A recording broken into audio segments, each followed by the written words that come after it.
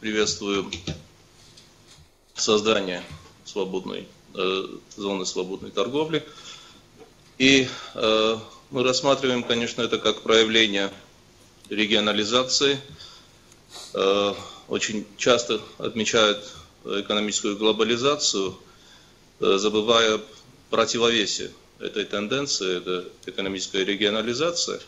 Почему так долго шли к созданию зоны свободной торговли? Я думаю, что есть тому причины, и в первую очередь за это время 5 постсоветских стран успели стать членами Всемирной торговой организации. Это во многом способствует и принятию тех стандартов, которые и, в общем-то, будут использованы и в зоне свободной торговли. Во-первых, надо обращаться к мировому опыту, и то обстоятельство, что Североамериканская зона свободной торговли, НАФТА, уже 20 лет существует, и члены этой зоны, этого союза, не в состоянии перейти к следующей форме экономической интеграции, к таможенному союзу, уже говорит о серьезных проблемах, серьезных вопросах и угрозах, которые стоят перед странами.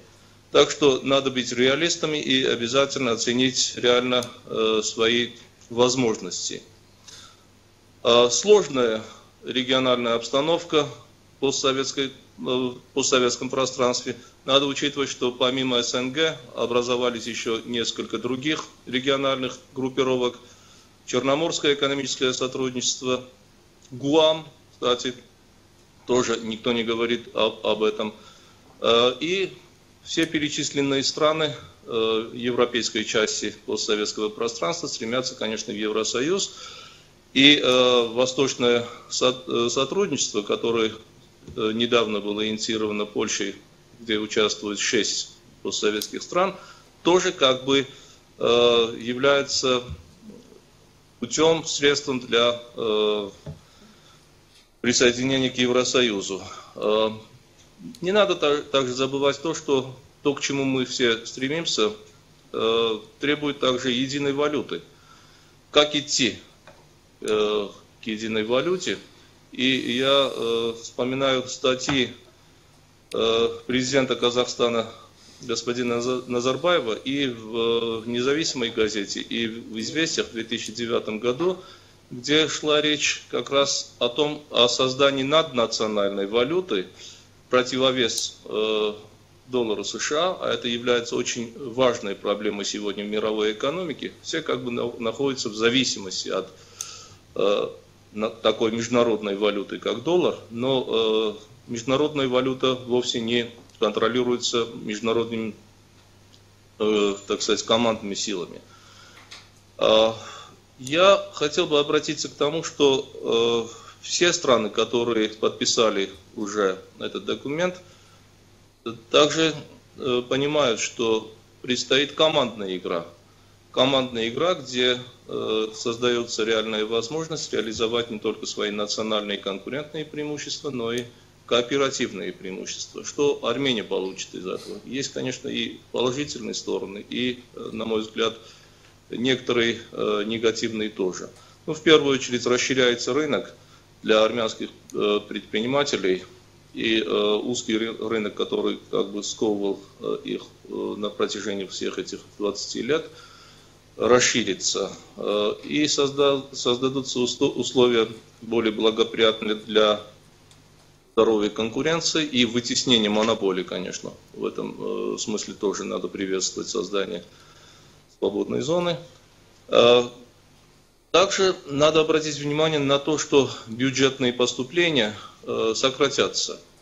И, видимо, поэтому вот те товары, которые не входят сегодня в свободную торговую зону, то есть изъятия, о которых говорили, думаю, что пока обоснован такой подход. В целом, я считаю, что вполне своевременное решение, и надо рассчитывать все плюсы и минусы для того, чтобы учиться на своих, так сказать, уроках и не допускать крупных таких ошибок. И в ощутимом, так сказать, будущем, в обозримом будущем перейти уже к другой форме экономической интеграции. Павел Павлович, вот только что коллега в Ереване упомянула о необходимости создания единой валюты. Вот как-нибудь прокомментируете, может быть? Мне кажется, это очень дальняя перспектива. Нам надо пройти столько стадий интеграционных, чтобы выйти на эту позицию единой валюты, поскольку помимо экономических существуют очень сильные и политические, и другие аспекты возникновения валюты. Мне кажется, гораздо практичнее говорить о эффективном механизме работы с национальными валютами, о чем я говорил. И здесь вот достаточно широкое поле для сотрудничества. Обсуждался вопрос и фактического выхода российского рубля на такую валюту, но здесь тоже последние события 2008 года, в общем, тоже сильно отдалили такую перспективу, помимо того, что и к рублю тоже существуют определенные претензии у различных стран, которые не хотели бы видеть валюту одной из стран, участниц интеграционного процесса, как валюту, оперирующую на всем пространстве.